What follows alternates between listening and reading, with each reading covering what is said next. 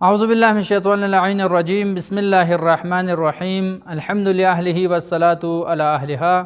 ناظرین کرام، ہماری کلاس احکام شریعہ کے بارے میں جاری ہے۔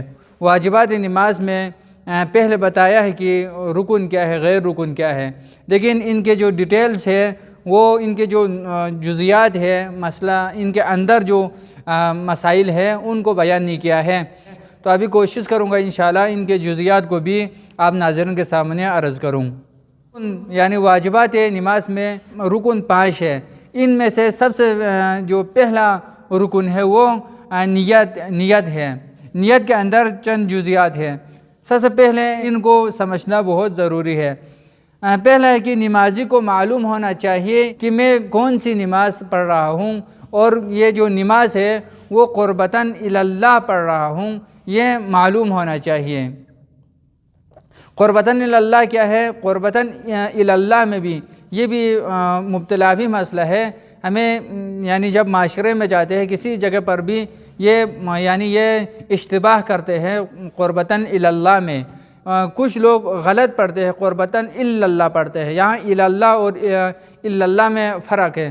اگر کوئی اللہ کہہ کے وہ نماز کی نیت کرے تو اس صورت میں نماز باطل ہو جاتی ہے۔ تو اس کو توجہ کرنے کی ضرورت ہے۔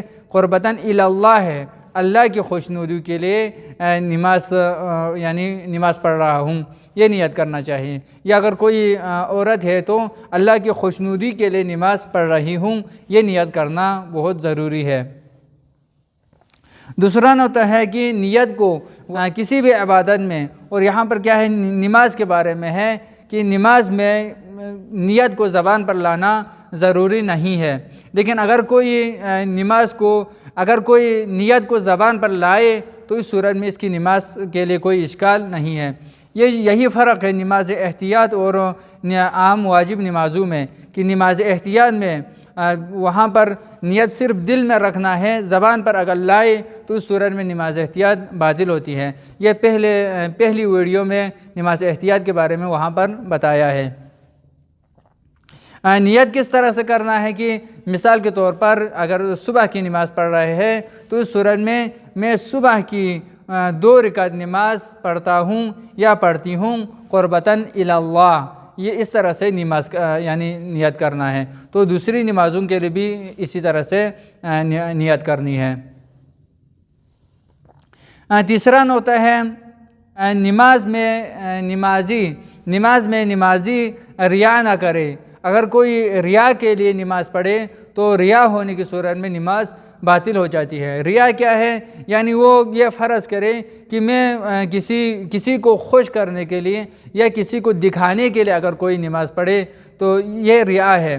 یعنی ریا شرک میں آتا ہے، اور شرک بہت بڑا گناہ ہے، گناہ کبیرہ میں سے ہے۔ اس وجہ سے اس کی نماز باطل ہوتی ہے، کیونکہ اس نے ریا کر کے فرض کیا ہے کہ اللہ کے علاوہ کسی اور کے لیے بھی نماز پڑھے، کسی اور کے لیے بھی عبادت کرے، کسی اور کو دکھانے کے لیے، یعنی اس کو اللہ کی جگہ پر رکھ کر اس نے اللہ کے بجائے اس کی خوشنودی کے لیے نماز پڑھی ہے، تو اس صورت میں نماز باطل ہو جاتی ہے۔ چوتھا ہوتا ہے نمازی نماز کو دستور حکم الہی سمجھ کر پڑھنا چاہیے۔ یعنی دستور حکم الہی، یعنی یہ جو نماز میں پڑھ رہا ہوں یہ اللہ نے مجھے حکم دیا ہے، اللہ کے حکم کی بجاوری کے لیے میں نماز پڑھ رہا ہوں، یہ نیت اس کی ہونی چاہیے۔